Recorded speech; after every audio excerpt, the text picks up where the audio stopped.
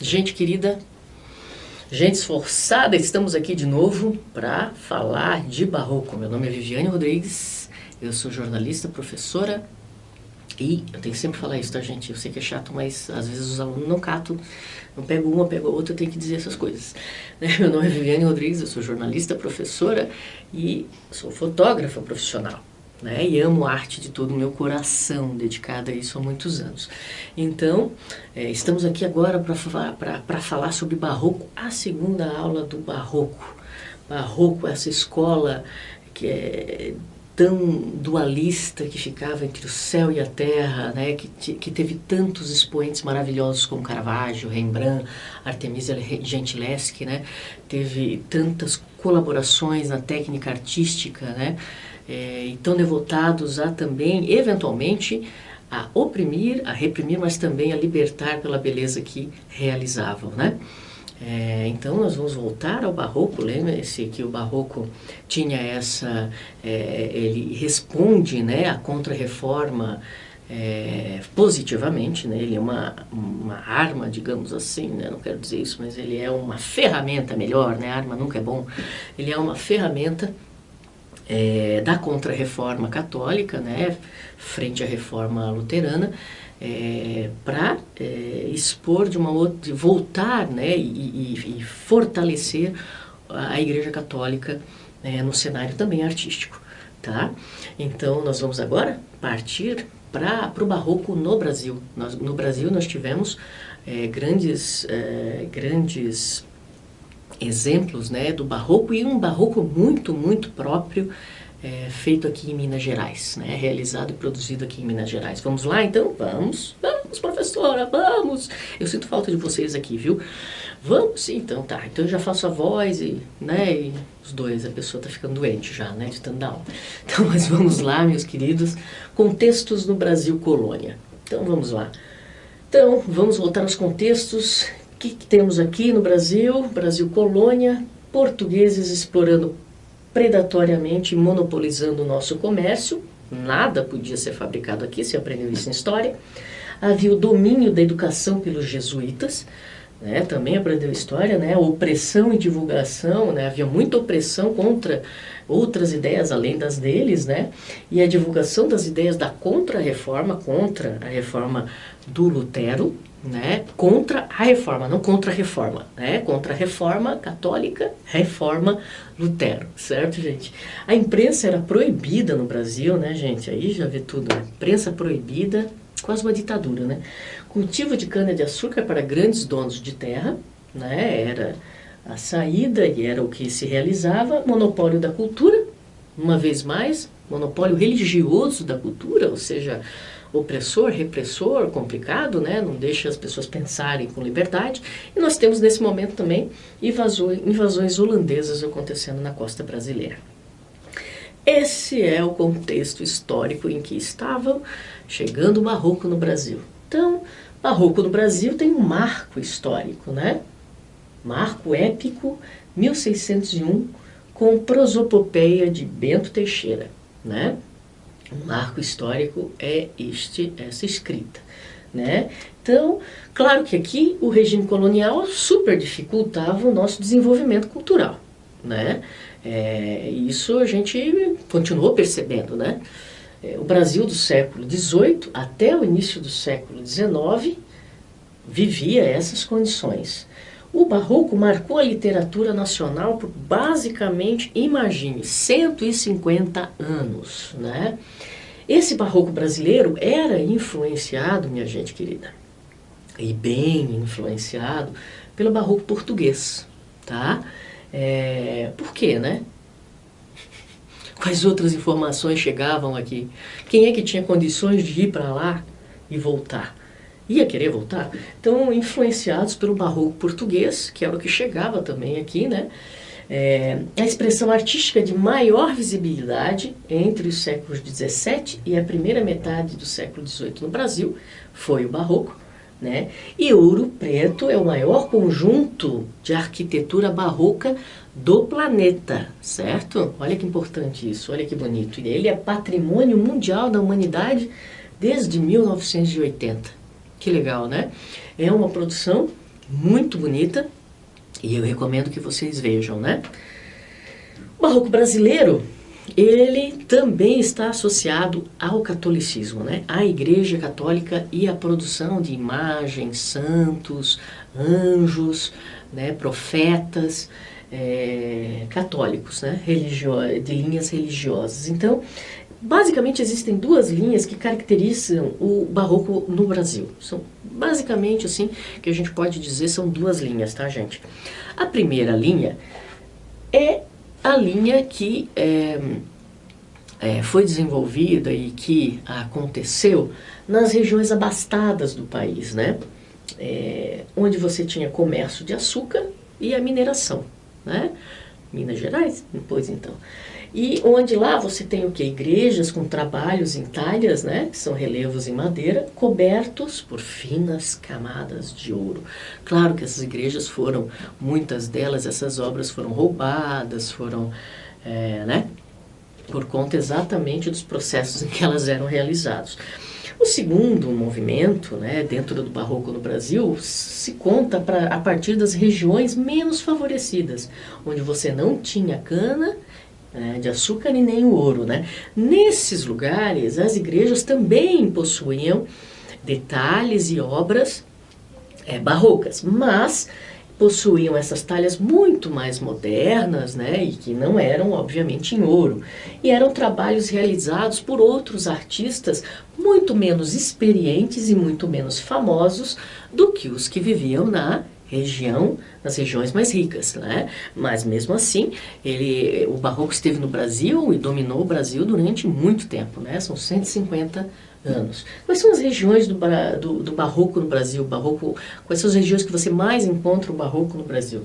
Então, a primeira manifestação dos traços barrocos você encontra nos 7 povos da missão, na região da Bacia do Prata, né?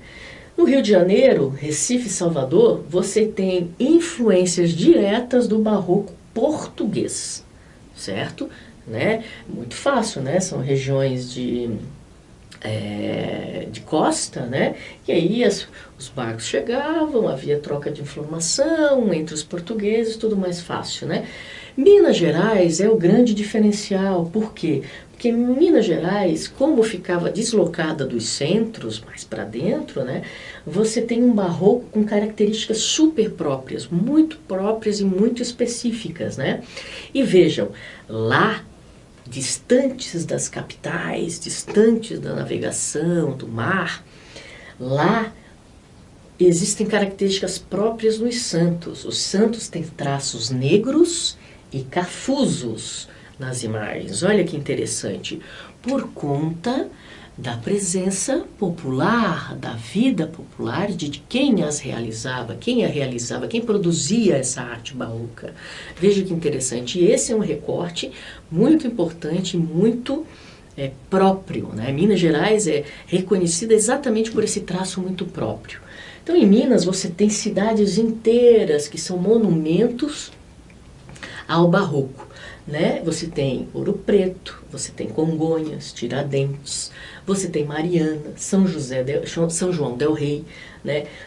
Aqui você tem uma integração entre a arquitetura, entre a escultura, entre a talha e entre a pintura, né? Tudo unido. Essas cidades têm muitas referências, muitas igrejas, muitas esculturas barrocas, né, em todos os lugares da cidade, né, que essas estátuas, inclusive, sofrem com o desgaste pela poluição. Olha que tristeza, né? A gente acha que a arte é bonito quando a gente pode ir para a Europa vê-la, né?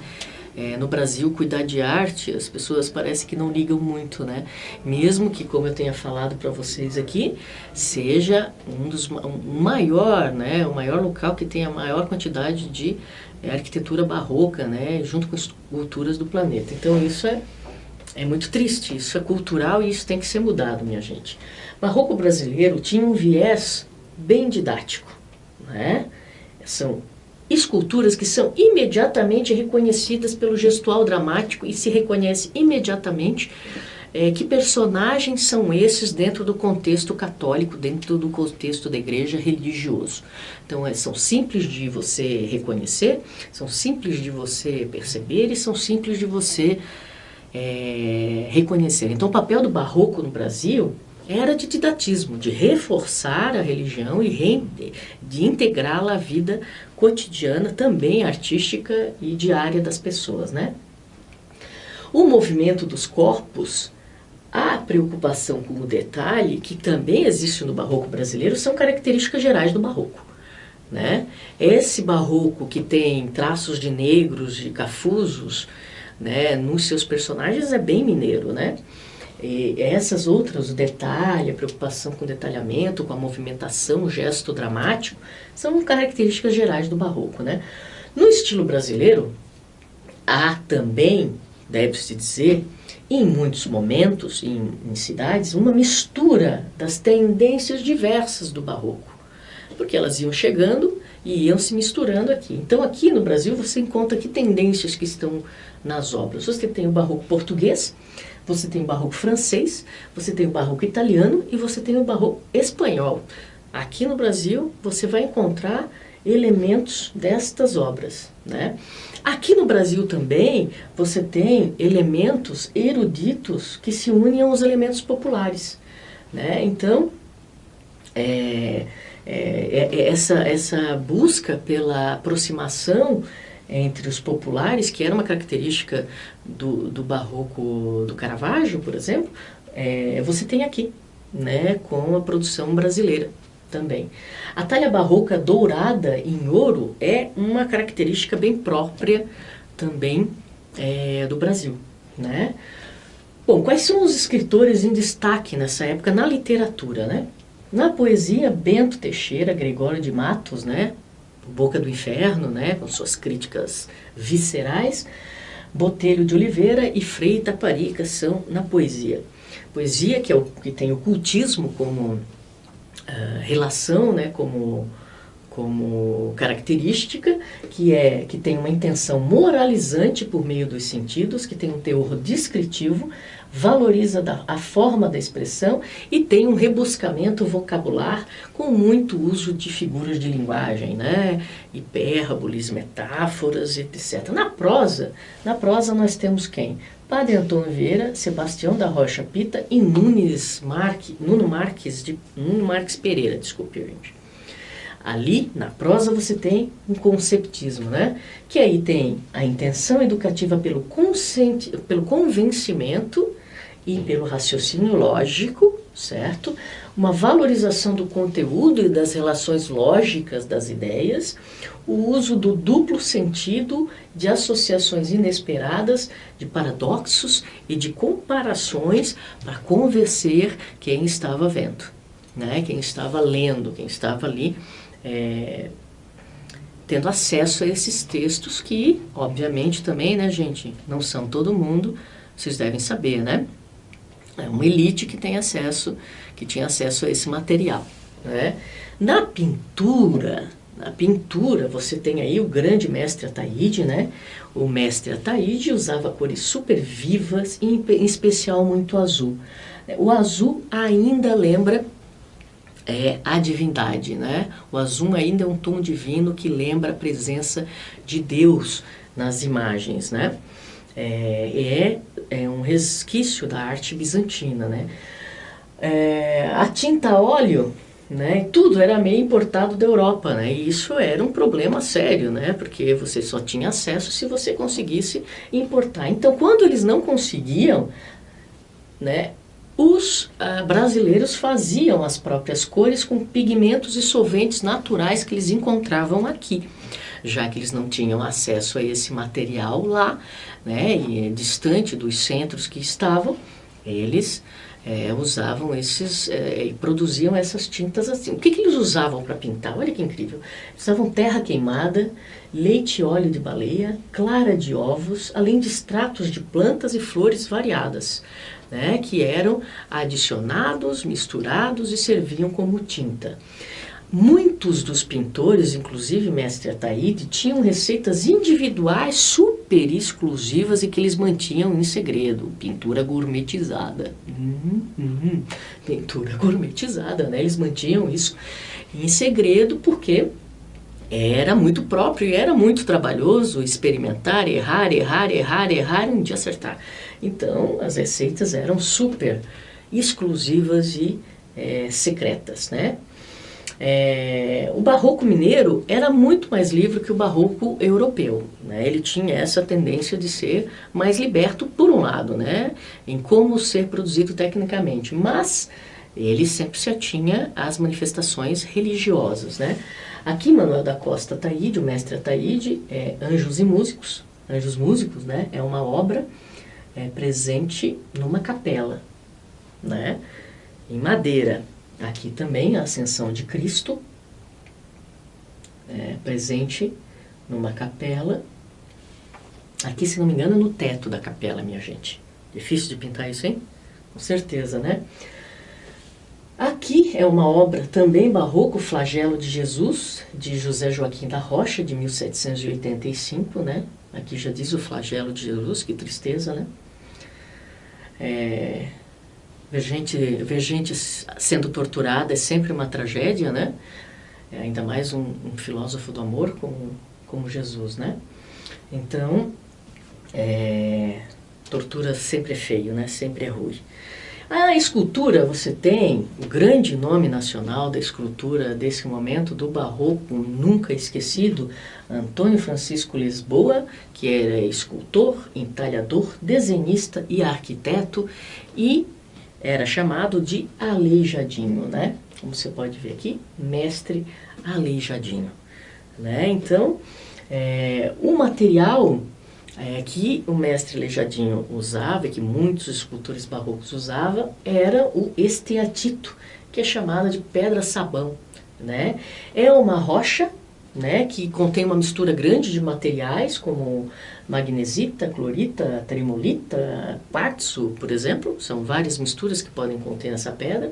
É uma pedra muito branda, muito fácil e de baixa dureza, então você consegue esculpir nela de forma mais fácil. Fácil para quem é escultor, né, gente? Cá para nós, fácil para quem é escultor. Então a pedra-sabão, ela é encontrada geralmente em cores verdes, que vão do verde ao cinza, mais ou menos por aí. Assim, aqui é um exemplo. Ao toque, a pedra-sabão parece meio oleosa, meio saponácea, assim, com sabão, sabe? E tem grandes depósitos em Minas Gerais, o que favoreceu muito o barroco e favoreceu grandemente o desenvolvimento do barroco também na escultura naquele lugar. Quais são as características da obra do Aleijadinho? Então, o Aleijadinho tem características e são reconhecíveis, facilmente reconhecíveis. Então, vamos lá. Roupas possuem dobras bem geométricas, então você tem a marcação aqui. Na sua apostila você vai poder ver com bastante, tem uma setinha aqui que eu deixei marcando. Aqui, ó, as sobrancelhas são em vez, estão sempre contraídas, assim, estão sempre meio que levantadas ou fechadas, assim, então sempre está aqui, sempre bem marcadas, né? O bigode da figura, né, religiosa é sempre bem delineado, ele sai de dentro do nariz para fazer isso aqui, ó. Então você consegue ver perfeitamente esse delineamento saindo, isso é uma característica, né? Além de outras características que diz que são os seguintes: os olhos da figura são amendoados. Olha que interessante. E sabe o que é isso? Isso é influência da arte chinesa, que vinha de Macau, e o Aleijadinho teve acesso e se influenciou por isso. Olha que interessante essas trocas, né? A barba dos personagens do Aleijadinho, das figuras religiosas, é sempre encaracolada e dividida em dois. Ó, olha aqui, ó. Viu? E aqui, ó. Veja só, né? Sempre dividido em dois. Você vai ter acesso bem fácil aí para você ver isso no painel. Então aqui são outras obras, né? A Última Sopa, né? Aqui Nossa Senhora da Purificação, de um outro barroco, né? De um outro escultor chamado Agostinho de Jesus, meados do século XVII também. Quais são os desdobramentos do Barroco, né? Século XVIII. Nós temos os desdobramentos do Barroco no Rococó, né? Ele tem várias peculiaridades, né? No Rococó você tem muito mais curvas e muito mais detalhes decorativos, né? Conchas, flores, folhas, ramos, no meio engruvinhado assim, no meio das esculturas, né? Tem muito também no tema Rococó, temas relacionados à mitologia greco-romana, né? E algumas também hábitos da corte, né? Olha isso aqui. Esse é o exemplo de rococó possível de ver, que é bem fácil de ver. Olha essa grandiosidade em dourado, né? Olha como isso salta, como é monumental, né? Olha o nível de detalhamento da obra, né? Igreja de São Francisco da Penitência, 1657 a 1733, o que demorou para ser produzida essa arte, né? Então olha que coisa espetacular, né? E tão minuciosa, né? O rococó era isso também, né? Aqui, Igreja de São Francisco da Penitência, 1765 a 1890, é o período que ela demorou para ser, né, constituída, e nos seus exemplos, né, no seu estilo rococó, por fora e por dentro. Barroco hoje, minha gente, Barroco hoje, temos duas perspectivas do Barroco que eu posso trazer assim rapidamente, sem pensar muito para vocês, que é a luz de Rembrandt e o chiaroscuro do Caravaggio. A luz de Rembrandt, um pintor, né? A luz do Rembrandt é essa aqui, vou mostrar para vocês. O Rembrandt sempre deixava uma luzinha aqui, certo? Uma luzinha em cima da bochecha do personagem. Tinha uma sombra aqui que fazia esse triângulozinho aqui no rosto, né? Fotograficamente você cria isso em estúdio, e essa iluminação lateralizada que deixa essa mancha aqui, você chama de luz de Rembrandt, certo? Aprendizado com o nosso querido Barroco, né? E o chiaroscuro, né? Que é presente, como eu já expliquei para vocês, na obra do Caravaggio, na obra da Artemisia, né? Do Rembrandt também, né? Não só essa luzinha aqui, o chiaroscuro, que é esse uso das sombras para dar peso, para dar realismo para a cena, né? Para dar dramaticidade para a cena, você também usa fotograficamente muito facilmente, muito cotidianamente você pode usar isso, né? Então, quais são as questões que eu trouxe aqui para vocês sobre o Barroco? 2012, né? Enem. Com contornos assimétricos, riqueza de detalhe nas vestes e nas feições, a escultura barroca no Brasil tem forte influência do rococó europeu e está representada aqui por um dos profetas no pátio do Santuário de Bom Jesus de Matozinho, em Congonhas, esculpido em pedra-sabão, por Aleijadinho, profundamente religiosa, sua obra revela. Olhe bem a obra, se atenha a isso aqui, porque nem é assim. Olha a obra, tem aqui, vamos lá. A. Liberdade representando a vida de mineiros à procura de salvação. B. Credibilidade atendendo a encomendas dos nobres de Minas Gerais. C. Simplicidade demonstrando compromisso com a contemplação do divino. Personalidade modelando uma imagem sacra com feições populares, lembram? Singularidade esculpindo personalidades no reinado das obras divinas. Tadã! Eu tinha falado, né? Personalidade modelando a imagem sacra com feições populares, né? Uma das grandes características do barroco brasileiro e caravagiano também, né? Caravaggio trazia isso nas suas obras, né? Questões do Enem de 2014.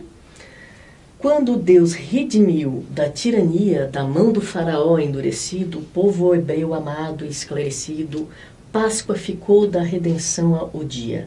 Páscoa de flores, dia de alegria, aquele povo foi tão afligido, o dia em que por Deus foi redimido, ergo sois vós, Senhor, Deus da Bahia, pois mandado pela alta majestade, nos reuniu de tão triste cativeiro, nos livrou de tão vil calamidade. Quem por ser, senão um verdadeiro Deus, que veio extirpar desta cidade o faraó do povo brasileiro? Damasceno, Melhores Poemas de Gregório de Matos, 2006. Vamos à questão. Como uma elaboração de uma linguagem, uma visão de mundo que apresentam princípios do barroco, o soneto de Gregório de Matos apresenta a temática expressa por visão cética sobre as relações sociais, preocupação com a identidade brasileira, crítica velada ao governo brasileiro vigente, reflexão sobre dogmas do cristianismo, questionamento das práticas pagãs. Gregório de Matos, vocês vão pesquisar profundamente isso também em literatura, fazia uma crítica, não é à toa que o apelido era Boca do Inferno, crítica velada à forma do governo, faraó, né, que ele fala aí no poema, né? Crítica velada à forma do governo vigente, minha gente. E era isso, meus queridos. Cansados? Cansadas? Tem muita coisa ainda, viu? Vamos fazendo aos poucos que dá tempo. Garanto que dá tempo e a gente deseja para vocês a maior sorte do mundo, viu, queridos e queridas? Então, terminamos aqui o Barroco, 2 aulas, né? Essa é a segunda. Estão a fim de ver, dá um pulinho lá, né? No canal para buscar as aulas. E até uma próxima, então.